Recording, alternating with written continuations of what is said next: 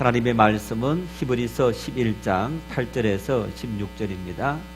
히브리서 11장 8절에서 16절 한 목소리로 합독하시겠습니다.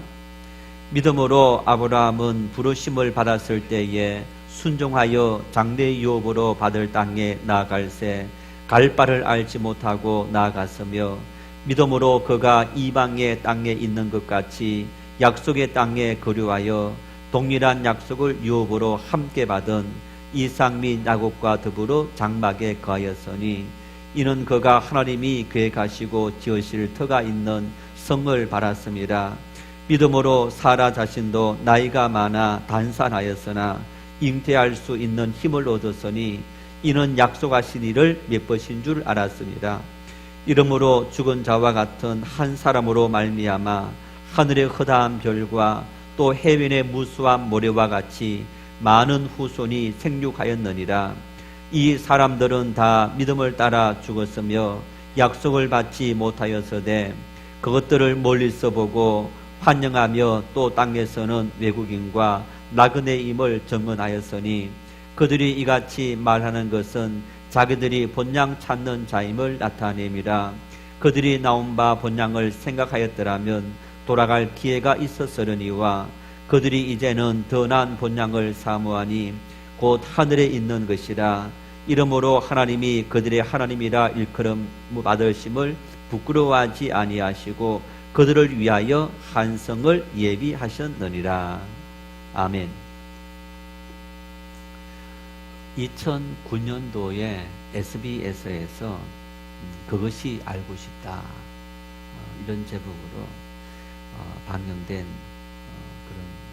이제 계속적으로 이렇게 매주 하는 그런 이제 방송에서 나는 행운하다 절망을 이겨낸 사람들의 7가지 비밀 그런 내용이 방송되었습니다. 그 중에 한 사람이 서울대 이상묵 교수에 관한 이야기였습니다. 국비 유학생으로 세계 최대의 공대인 미국 MIT에서 박사학위를 받았고 유망한 해양 지질학자가 되었습니다. 전 세계 바다를 누비며 세계적인 과학자들과 연구를 진행하는 탐험가이기도 했습니다. 지난 2006년도에 미국에서 캘리포니아 대학 교수진과 같이 연구를 하던 중에 죽음의 계곡이다 하는 이제 그 계곡 마지막 탐사를 가다가 차량이 전복되는 사고를 당했습니다.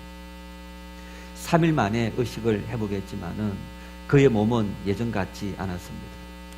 그가 움직일 수 있는 것은 목 위의 부분, 목 아래 부분들은 완전히 이렇게 경직되어서 움직일 수 없는 마비 상태가 되었습니다. 눈만 움직였는데 조금 지나서 말까지는 할 수 있게 되었습니다. 그때 그의 나이가 45살이었다고 합니다. 주변의 모든 사람들이 정말 재능 있는 사람 인생이 이제 끝났다. 저런 상태에서 어떻게 일어날 수 있을까? 전부 다 절망과 그리고 한숨으로 시간을 보내면서 정말 비운에 끝난 한 일생이다 하면서 안타까워했습니다. 그런데 모든 사람이 끝날 거다라고 생각했던 이 이상묵 교수가 놀랍게도 6개월 만에 일어났습니다. 학교로 복귀했고 지금도 열정적으로 강의를 하고 있습니다. 올해는 보니까 평창에서 강원도에서 이렇게 평창에서 이제 이런 그 연구 단체를 만들어서 준비위원장으로 또 행사를 진행하는 이런 일까지 하는 굉장히 왕성한 활동을 하면서 세계적으로 도리어 더 주목받는 학자가 되었습니다. 사람들이 그에게 물었습니다. 또 한 번은 이 과천 정부청사에 있는 이렇게 한 청사 그 부서에서 이상묵 교수를 초청해서 강의를 듣는데 그 강의를 하면서 이분이 자기 고백을 했습니다. 저는 모든 것을 잃는 줄 알았습니다. 그래도 하늘에서 저를 도와줬는지 연구 활동을 할 수 있는 최소한의 부분은 남겨졌습니다. 그러면서 말할 수 있고 눈 뜰 수 있고 웃을 수 있어서 행운아입니다. 그렇다고 힘들지 않는 것은 아니지만 제2의 인생을 선물 받았다라고 생각하니 너무 감사했습니다. 나에게 닥친 사고를 불운의 시작이라고 보지 않고 몰랐던 다른 세계를 볼 수 있는 인생 방향의 전환이 되었다고 생각합니다. 어떻게 이럴 수 있느냐? 절망하고 좌절할 수 있는 그런 상황 속에서 나에게 새로운 인생을 바라볼 수 있는 그런 기회를 줬다. 정말 어떻게 이런 생각을 가질 수 있느냐? SBS에서 절망을 이겨낸 사람들의 7가지 비밀, 이런 제목으로 방송했습니다. 절망을 이겨낸 비밀이 뭘까? 이상무 교수와 같은 감당할 수 없는 인생에 절망을 딛고 일어난 사람들이 공통으로 회복 탄력성 지수가 높더라라는 겁니다. 회복 탄력성 지수. 뭔가 이렇게 기본 생활에서 뚝 떨어졌을 때, 실패와 절망과 좌절, 이런 것들로 뚝 떨어졌을 때에 다시 본래로 회복하는 그런 탄력성 지수가 굉장히 높은 사람, 그런 사람들이 이상목 교수와 같이 그런 절망에도 좌절하지 않고 다시 일어나는 그런 삶을 살아가더라 하는 그런 이야기들을 하고 있는 거예요. 그래서 이 회복 탄력성이다라는 얘기는 자신에게 닥치는 온갖 역경과 어려움을 오히려 도약의 발판으로 삼는 힘이다, 그런 뜻인데, 에미 워너라는 미국의 심리학자에 의해서 처음 사용되어졌다고 합니다. 이제 이 내용이 이런 용어를 처음 사용하게 된 계기가 이런 계기였다고 합니다. 1954년도 하와이 군도의 작은 섬인 카우아이 섬에서 정부 차원에서 이런 프로젝트를 진행했는데, 그 섬에서 태어난 아이들을 전체적으로 다 조사를 했답니다. 그때 그 애가 834명의 아이들이 태어났는데, 이 아이들이 어른으로까지 자랄 때까지를 계속적으로 주의 깊게 조사하는 그런 일이었다고 합니다. 그래서 어머니 뱃속에서부터 겪는 여러 가지 어떤 문제들, 그 어머니가 건강에 문제가 있는지, 가정에 문제가 있는지, 어떤 그런 문제에서부터, 그러면서 그 아이가 태어나서 자라면서 가정환경, 사회, 경제적인 여건, 이런 부분들을 어른이 될 때까지 계속적으로 추적해서 연구하는 이제 그런 연구였다고 합니다. 이 연구의 결과는 상식을 크게 벗어나지 않는 것으로 결손 가정의 아이들이 사회 부적응자가 되고 부모의 성격이나 정신 건강이 아이들에게 나쁜 영향을 끼치더라 하는 일반적인 연구 결과로 끝을 맺었는데, 마침 그때 참여했던 이 에미 워너라는 심리학자가 독특한 점을 하나 발견했다는 겁니다. 고위험군에 속하는 아이들 201명 중에서 3분의 1이 되는 72명의 아이가 그런 불행한 환경과 시련을 무릅쓰고 아주 긍정적으로 아주 형통한 그런 삶을 살아가고 있더라, 그렇게 자라났더라 하는 사실을 발견하게 된 겁니다. 201명 중에서 72명이라 굉장히 많은 숫자입니다. 그래서 그 아이들을 이 교수가 자세히 살펴보았더니 모든 아이들의 자료들이 연구 결과로 남아 있으니까 살펴보았더니 이런 특징이 있더라는 겁니다. 가정적으로 주변 환경에 많은 어려움이 있고, 그리고 정말 가정이 그 아이들을 사랑할 수 없는 그런 환경이었음에도 불구하고 그 아이들의 특징 중에서 한 가지는 누군가 한 사람은 그 아이를 전적으로 이해해주고 받아주는 어른이 한 사람은 있더라.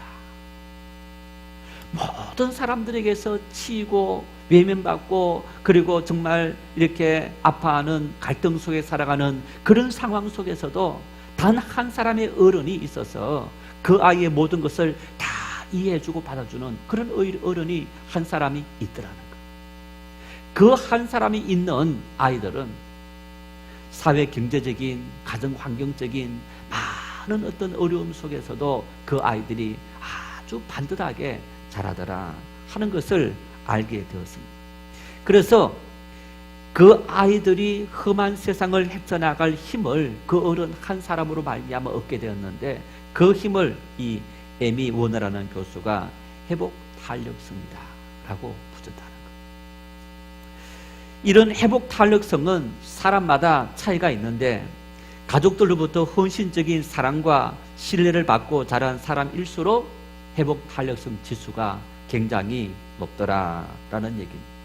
그런데 내가 어릴 때 가정적으로 부모님으로부터 사랑을 받고 자라지 못했다 할지라도 내 삶 속에서 정말 좋은 회복 탄력성 그런 어떤 능력을 어떤 이렇게 받지 못했다 할지라도 염려할 필요가 없다. 왜?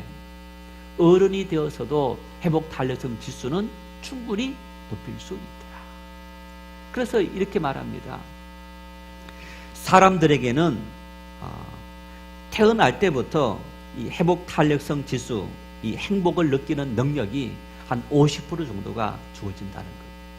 그리고 10%는 환경적인 요인 때문에 회복 탄력성 지수 또 행복을 느끼는 그런 어떤 능력을 키우게 된다. 그리고 나머지 40%는 훈련에 의해서 행복을 느끼는 회복 탄력성 지수를 키울 수 있더라. 그러면서 이 40%가 나머지 60%를 이끌어가더라. 이끌어가는. 여러분, 이 회복 탄력성 지수는 바로 뇌에 새기는 습관과 그리고 권력의 문제라는 거예요. 그래서 우리가 계속적으로 이 뇌에다가 행복을 느끼는 어떤 절망 속에서 일어날 수 있어 희망과 소망을 주는 어떤 그런 것을 계속 자기가 되새기는 그런 훈련을 하게 되면 그렇게 자기 삶을 다시 절망하지 않고 세울 수 있는 그런 힘과 능력을 얻게 되더라. 그러면서 이 긍정적인 뇌를 만드는 두 가지 중요한 비법이 있는데 하나는 감사하는 일과 운동하는 일. 감사하는 일과 운동하는 일, 이 두 가지가 바로 이 회복 탄력성 지수를 높이는 행복을 느끼게 만드는 할 수 있다라는 그런 긍정적인 힘을 만드는 그런 어떤 가장 중요한 두 가지 비법이 감사하는 일과 운동하는 일이더라. 힘듭니까? 어렵습니까? 예, 너무너무 쉬운. 그래서 어떤 전문가는 그런 말을 했습니다. 밤에 잠을 자기 전에 하루에 5가지 감사할 일을 생각해보라. 나쁜 거 말고 이놈 두고 보자. 내일 내가 일어나서 이게 아니고 이렇게 해서 감사하고 이렇게 해서 감사하고 보십시오. 하루 아무런 사고 없이 잘 지나서 감사하고 이렇게 내가 따뜻한 이불 속에 누워서 잠잘 수 있어서 감사하고 예를 들어서 이런 건 여러분 한번 찾아보십시오. 잠잘 때 배고프면 잠잘 수 있습니까? 없습니까? 잠이 안 와요.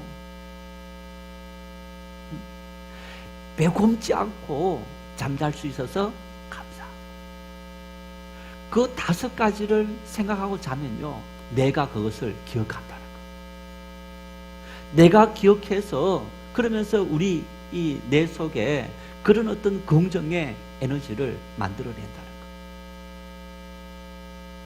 이거 제가 막 지어낸 이야기 아니고 전문가들이 다 연구해서 조사해서 만들어낸 이런 일입니다. 여러분, 그런데 이런 심리학적인 연구들이 우리 인생에 있어서 신앙이 얼마나 중요한가를 너무너무 잘 보여주고 있는 거예요. 그렇지 않습니까? 우리의 삶 속에 여러분, 이러한 심리학적인 전문 연구들이 신앙인이다 아니다라는 그 관계없이 연구를 했는데, 사람이 누구든지 살아가면서 삶의 실패와 좌절, 많은 이런 역경들이 찾아오는 겁니다. 그런 일이 찾아왔을 때에 어떻게 하면 다시 용기를 내고 일어날 수 있느냐, 어떤 그런 능력을 주는 그것이 감사하는 일이고, 누군가 모든 사람들이 다 나를 거부해도 단 한 사람이 나를 사랑하더라. 여러분, 그런 한 사람이 있었을 때 그 아이는 세상을 긍정적으로 바라보는 그런 능력을 키우게 되더라. 우리 한번 읽어볼까요? 요한복음 3장 16절입니다. 하나님이 세상을 이처럼 사랑하사 독생자를 주셨으니 이는 그를 믿는 자마다 멸망하지 않고 영생을 얻게 하려 하십니다. 하나님이 세상을 이처럼 사랑하사. 여러분, 하나님 앞에 어떤 문제든지 다 이야기해 보십시오. 우리 하나님은 다 들어주시는 거예요. 하나님 앞에 누군가가 원망이 되어서 욕도 해보십시오. 하나님은 다 들어주시는 거예요. 우리가 부르짖고 우리가 울먹이고 절망 속에 신음하는 여러분, 그 모든 상황 속에서도 살아계신 우리 하나님은 우리를 위해서 독생자 예수 그리스도를 보내시기까지 우리를 사랑했더라. 그 하나님의 사랑이 세상 모든 사람들이 나를 외면한다 할지라도 하나님의 그 사랑은 오늘도 나와 함께 하신다. 우리가 절망하지 않고 좌절하지 않을 수 있는 이유이기도 하지 않습니까?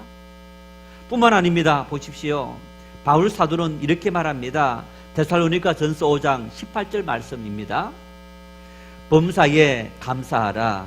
이는 그리스도 예수 안에서 너희를 향하신 하나님의 뜻입니다. 모든 일에 감사해라. 여러분, 우리의 신앙에 너무너무 중요한 일인데, 모든 일에 감사해라. 그것은 너의 선택이 아니고 예수 그리스도의 뜻입니다. 하나님의 뜻입니다. 우리를 향한 하나님의 뜻은 모든 범사에 나에게 시련이 왔고 실패가 왔다 할지라도 하나님 뜻이 있다. 그러면서 하나님께 맡기는 감사의 삶을 살아라. 여러분, 이 범사에 감사하라라는 그 의미는 나쁜 일 무조건 감사해라 그런 게 아닙니다. 하나님께 맡기라 라는 의미입니다. 전능하신 그 하나님의 손에 오늘 우리의 이 감사할 일들, 형통할 일들, 실패와 절망의 일들, 그 모든 일들도 전능하신 하나님 앞에 맡기라. 그 고백이 범사에 감사하라 라는 고백입니다.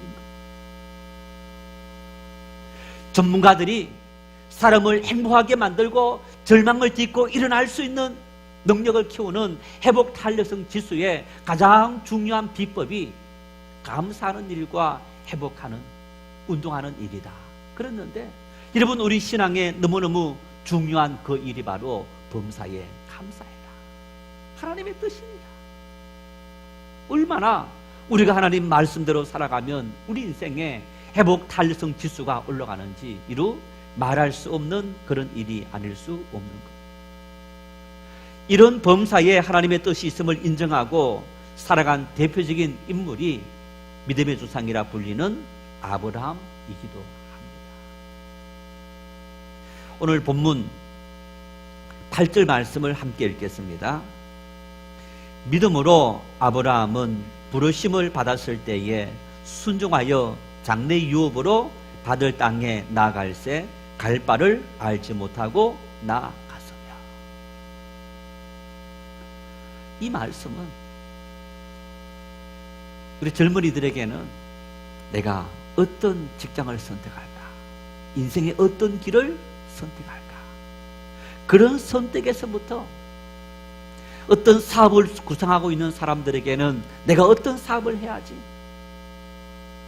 이사를 하는 사람들에게도 내가 어떤 곳으로 이사를 해야지 에서부터 여러분 우리의 삶에는 수많은 선택들이 기다리고 있는 거예요. 그 수많은 선택들 속에서 나름대로 우리는 A를 고를까 B를 고를까 이것을 고를까 저것을 고를까 끊임없이 선택의 고민 속에서 우리 머리를 아프게 만드는 그런 삶을 살아가는 거예요. 그런데 오늘 아브라함은 보십시오. 하나님께서 가라 불러서 가라라고 했는데 하나님 어디 가야 될까요? 야 무조건 떠나? 어쩌면 여러분 보십시오. 아브라함이 지금 이때가 하나님의 부르심을 받고 떠날 그때가 하란에 살 때였습니다. 하란에서 살 때에 가족들을 다 챙겨서 이사갈 준비를 해서 떠납니다. 이웃들이 아마 이렇게 물었을 겁니다. 자네 어디 가는가? 그 가족들에게 너희들 어디로 가니? 몰라. 우리 아빠한테 물어봐. 그 아빠 역시 모른다는 겁니다. 하나님께서 우리 길을 인도하실 것이기 때문에 하나님께 맡기고 가는 거야. 사람들이 뭐라 했겠습니까? 이 어리석은 사람아. 요즘처럼요 곡식을 싣고 다닐 수도 없었습니다. 자기들이 자기들을 보호해야 됩니다. 부족 사회였습니다. 그 부족 사회에서 작은 숫자가 무리를 이루어서 살아가면서 다른 사람들이 오면 굉장히 어떤 그 사람들을 배척하면서 그 사람들을 죽여야만 내가 사는 그런 시대였던 겁니다. 엄청난 위험이 도사리고 있는 그런 일이 아닐 수 없습니다. 눈에 분명히 보이지도 않습니다. 하나님께서 도대체 나를 어디로 가라 하는지 하늘의 별들을 통해서도 말씀하지 않고 구름을 통해서도 말씀하지 않고 너무너무 막막한 일인 겁니다. 그런데 아브라함은 하나님의 그 말씀을 순종해서 떠났더라 라고 말씀합니다. 떠났더라. 여러분 그런데 하나님께서 아브라함에게 어떻게 말씀했는가? 창세기 12장을 보면요 이런 말씀이 있습니다. 창세기 12장 6절 7절 말씀을 함께 읽겠습니다. 아브라함이 그 땅을 지나 세겜 땅 모래 상수리 나무에 이르니 그때에 가나안 사람이 그 땅에 거주하였더라. 여호와께서 아브라함에게 나타나 이르시되 내가 이 땅을 내 자손에게 주리라 하신지라. 자기에게 나타나신 여호와께 그가 그곳에서 제단을 쌓고. 아브라함이 갈 바를 알지 못해서 하나님 말씀에 순종해서 떠나갔더니 하나님께서 약속하신 그곳에 이르자 하나님께서 아브라함에게 나타나셨더라. 그리고 아브라함아 이곳이 내가 너에게 약속한 너가 거주할 너 후손이 함께 살아갈 땅이다 라고 말씀하더라.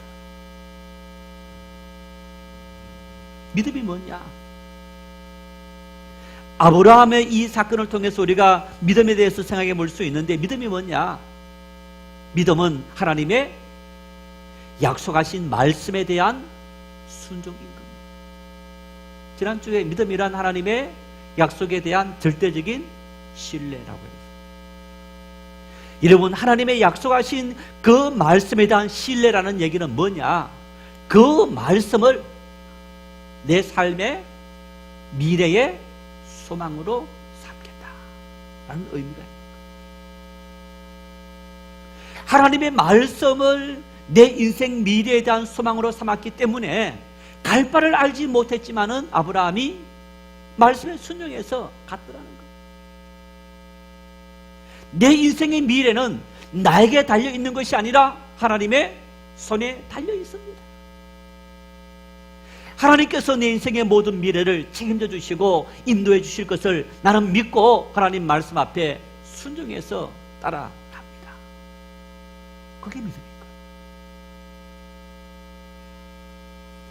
오늘 우리는 뭔가를 결정하고 뭔가를 선택할 때 여러분 우리가 할 수 있는 최대한의 지식과 그리고 경험을 다 동원해서 우리는 결정하고 판단하려고 합니다.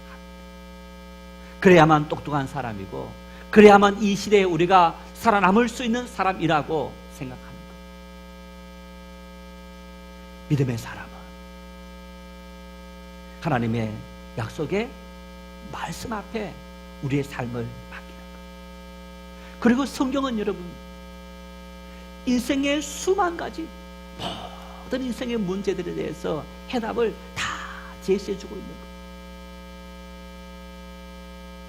우리가 무엇을 하든지 성경은 우리 모든 인생의 그림에 어떤 선택을 해야 할지 그 모든 선택에 대한 해답을 다 제시해 줍니다. 왜? 우리 앞서 걸어갔던 믿음의 사람들이 우리와 똑같은 고민을 안고 살아갔던 겁니다. 우리와 똑같이 아브라함처럼 갈 바를 알지 못했지만은 아브라함이 순종했는데 무조건 떠난 거예요. 떠났는데 하나님께서 아브라함아 여기야 하고 아브라함에게 들려주시더라는 겁니다. 여러분, 아브라함뿐입니까? 야곱에게, 이삭에게, 모세에게, 다윗에게, 솔로몬에게, 수많은 믿음의 사람들에게 하나님은 너무너무 다양한 모습으로 그들에게 말씀하셨고, 그들이 하나님 앞에 내 인생의 미래를 맡기고 순종하며 걸어갔을 때 비록 시련이 있고 역경이 있었지만은 하나님은 그들을 통해 하나님의 일을 이루신, 정말 이 사람은 믿음의 영웅이었다고 우리가 칭송하는 그런 사람의 삶을 걸어갔던 그런 모습을 우리가 볼 수 있는 겁니다. 그래서 본문 16절에 이렇게 말합니다. 함께 읽겠습니다. 그들이 이제는 더 나은 본향을 사모하니 곧 하늘에 있는 것이라. 이러므로 하나님이 그들의 하나님이라 일컬음을 받으심을 부끄러워하지 아니하시고 그들을 위하여 한 성을 예비하셨느니라. 그들이 더 나은 본향을 사모했더라. 여러분, 우리의 심령 속에 더 나은 본향을 사모하는 믿음이 있어야 합니다. 그 믿음이 있는 사람들은 이 땅에서 우리가 잡으려고 누리려고 얻으려고 했던 그 모든 것을 내려놓을 수 있는 결단을 할 수 있습니다. 이 말씀에서 여러분, 더 나은 본향이 어디입니까? 하나님의 나라입니다. 그런데 더 나은 본향, 하나님의 나라, 이 개념은 단순히 땅을 의미하는 개념만은 아닙니다. 이것은 통치의 개념이기도 합니다. 통치의 개념. 무슨 얘기입니까? 여러분, 우리 수요 신학 특강을 통해서 배희숙 교수님이 하나님께서 왜 메소포타미아, 바울 사도가 태어나고 자란 곳은 메소포타미아였습니다. 메소포타미아는 세대 4대 문화의 문명의 발원지이기도 합니다. 우리나라 말로 친다면 서울입니다.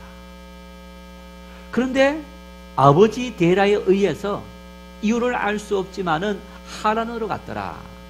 그러면 서울에 살다가 이사를 어디 한 천안쯤, 천안 그쯤 이사를 갔다. 그런데 하나님께서 다시 하란에 살고 있었던, 천안에 살고 있었던 아브라함을 부르시더니 지리산 산청이든지 뭐 이런 쪽으로 이사를 가라 하고 아브라함을 인도해 갔다는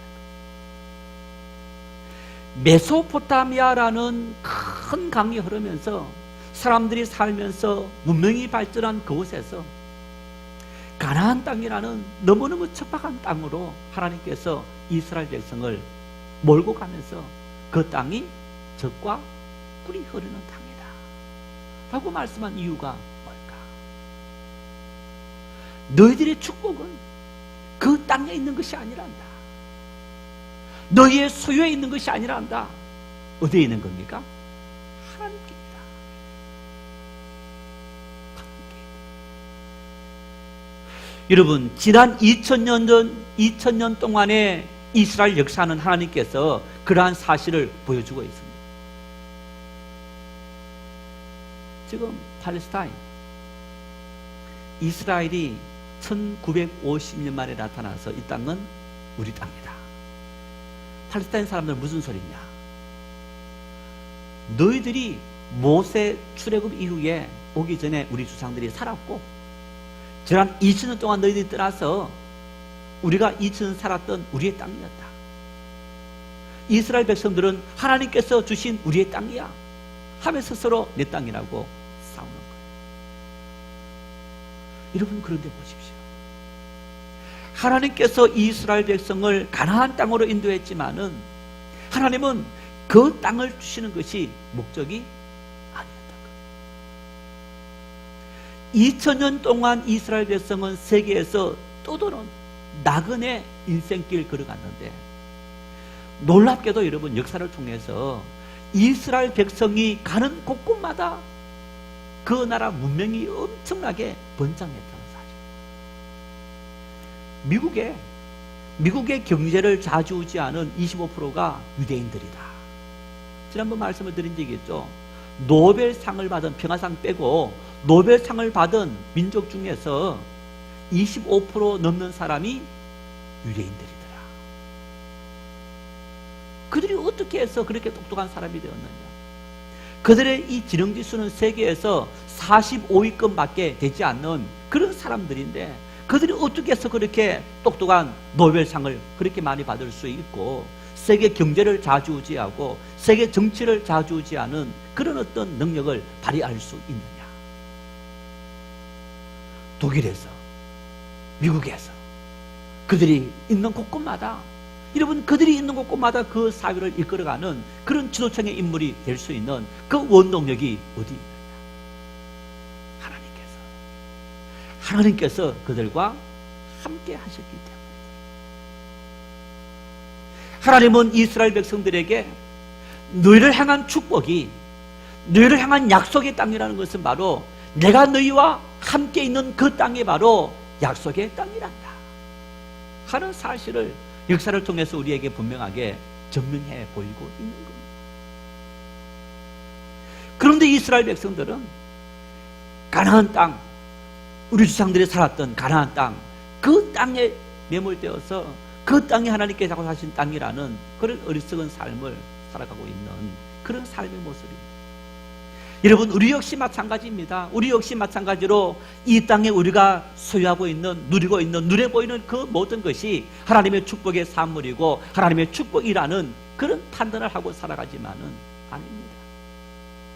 내가 아무리 많은 것을 소유하고 내가 많은 것을 가지고 있다 할지라도 하나님께서 우리와 함께하지 않는다면 그 사람은 참된 복 있는 사람이라 말할 수 없는 겁니다.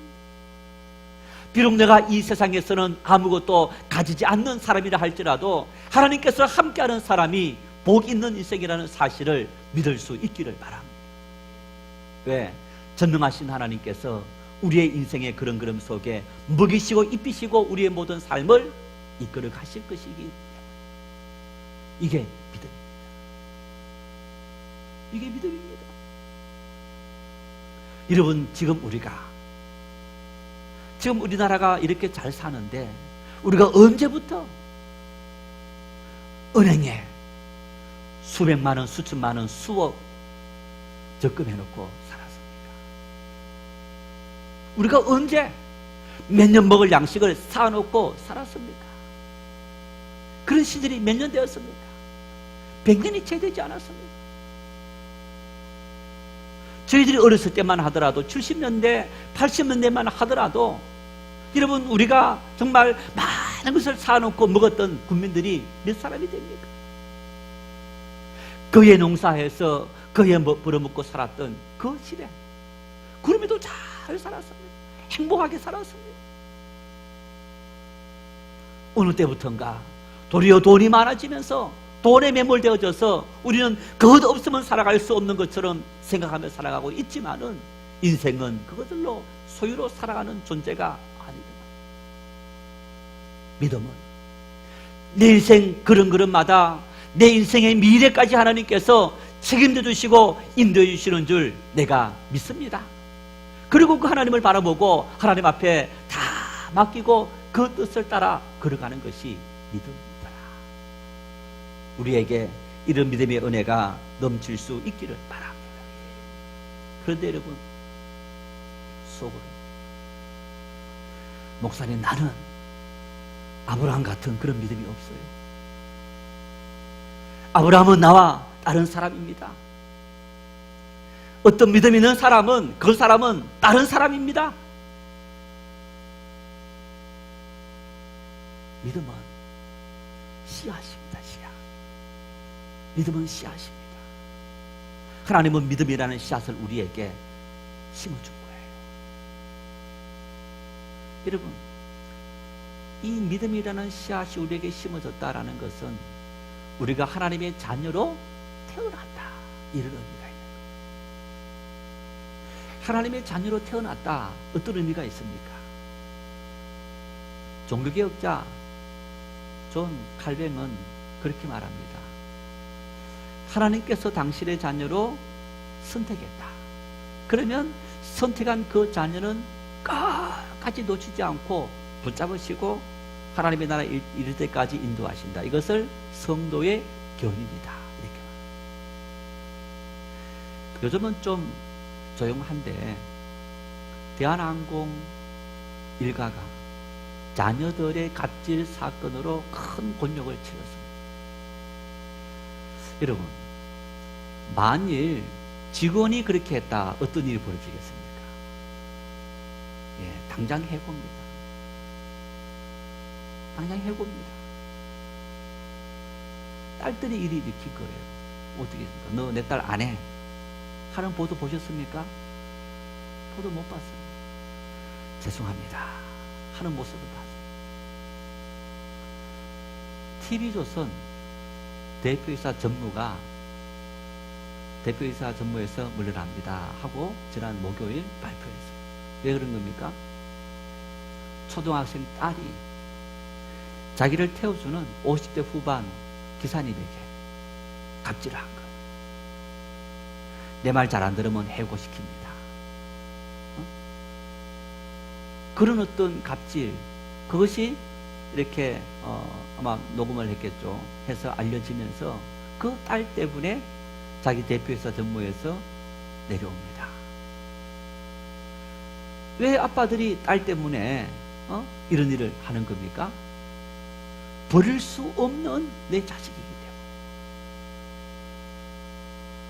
우리가 하나님의 자녀로, 믿음의 사람으로 하나님께서 우리에게 믿음의 씨앗을 심어줬다는 것은 바로 하나님의 자녀가 되었고, 하나님과 우리 사이는 뗄래야 뗄 수 없는 관계가 되었더라.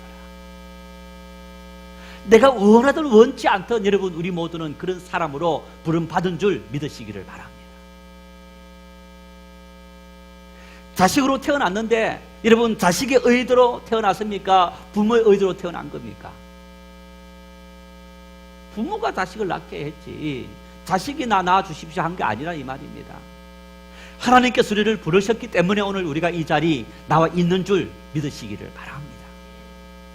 이런 믿음의 씨앗을 우리에게 심어준 거예요. 자, 이제는 여러분, 이 뿌려진 믿음의 씨앗, 싹을 틔우고 그리고 큰 기둥을 만들고 가지를 뻗고 열매 맺게 하는 것은 누구에게 달려있느냐? 나에게 달려있다. 내 아버지를 얼마나 신뢰하느냐? 그런데 아브라함은 보십시오. 그런 믿음의 씨앗이 심어졌기에 여러분, 오늘 여러분 교회 나오셨지 않습니까? 교회 나왔다고 여러분 모든 삶이 하나님 말씀대로 삽니까? 솔직히 몸은 교회에 나와 있고 그리스도인이라고 하면서 우리의 삶 속에는 그리스도인 낫지 못한 삶을 살 때가 수없이 허다합니다. 아브라함도 그랬어요. 하나님 말씀을 순종해서 갈 바를 알지 못해서 떠나왔지만은 하나님께서 상수리 모래, 상수리 나무 아래에서 이곳이 너가 살아야 할 곳이다라고 하나님 지명해 줬지만은 아브라함이 어떻게 했느냐? 그 땅에 기근이 생겼습니다. 애굽 땅에 곡식이 많다더라. 애굽 땅으로 내려갑니다. 가면서 어떤 일을 벌이느냐? 그 땅에 갔더니 이 자기 아내 사레가 너무너무 이쁘니까 그 땅 왕 바로 왕이 저 여인이 누구냐? 네, 너희 동생입니다. 그러면 내 왕비 삼아도 되느냐?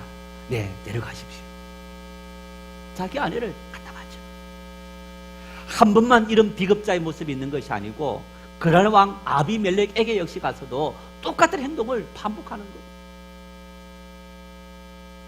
정말 우리가 생각하는 믿음의 사람이라면 이런 가난을 딛고 기근을 딛고 그리고 정말 자기 사람은 끝까지 목숨을 다해서라도 지켜야 되는 그런 어떤 책임감을 가져야 하는데 아브라함에게는 그런 모습을 보여준 것이 없어요.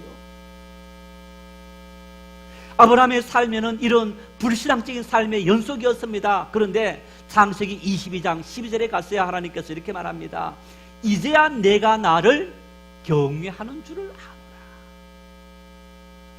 이제야 너가 정말 어떤 형편 어떤 상황 속에서도 나를 인정하고 나에게 맡기고 내 방식대로 살아가는 거구나. 무슨 얘기입니까? 믿음은요 훈련을 통해 연단을 통해 시련을 통해 그 믿음이 끊임없이 자라고 성숙하고 그리고 그 믿음이 성장하다 하는 것을 보여주고 잘 키우느냐 못 키우느냐 거센 세파 속에 비바람 속에 여러가지 많은 환경 속에도 우리가 그것을 잘 키우느냐 나에게 달려있는 겁니다. 아브라함은 하나님의 손에 달려서 그 믿음을 잘 키워서 이제는 하나님께서 백세에 얻은 아들 이삭을 바치라 내바치겠습니다. 과거 같으면 이런저런 이유를 붙여서 하나님 안 됩니다 라고 했겠지만 이제는 살아와서 삶을 경험해 보니 다 하나님의 뜻대로 이끌어 가시더라 하는 사실을 알게 되면서 아브라함은 순종했더라. 따라합시다. 믿음은 내 미래를 하나님께 맡기는 거다. 성도 여러분, 하나님은 우리를 당신의 하나님의 자녀로 삼아주셨다. 내가 너 인생의 미래를 책임져 주겠다. 우리의 모든 삶들을 하나님의 그 권능의 손길 앞에 다 맡기고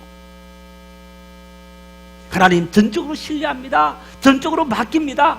그리고 이 땅 걸어가며 용기를 가지고 감사하며 걸어갑니다. 그게 그리스도인의 삶의 모습입니다. 우리는 하나님 앞에 고용될 사람이 아니고 하나님의 자녀로 부름받은 사람. 고용된 사람이라면 실수하고 넘어지면 당장 내쳐지지만은 자녀는 내치지 않습니다. 끝까지 끌어안고 가는 것이 자녀입니다. 하나님은 그런 자녀로 우리를 불러주셨고 그런 자녀로 하나님 앞에 날마다 당당하게 다 맡기고 하나님 책임져 주십시오. 배짱 내밀고 그 하나님 전적으로 의지하고 하나님 앞에 우리의 모든 것을 다 맡기고 그래서 하나님의 은혜를 우리의 삶 속에 풍성히 누리며 사는 그런 믿음의 축복이 우리 모두에게 넘칠 수 있기를 바랍니다.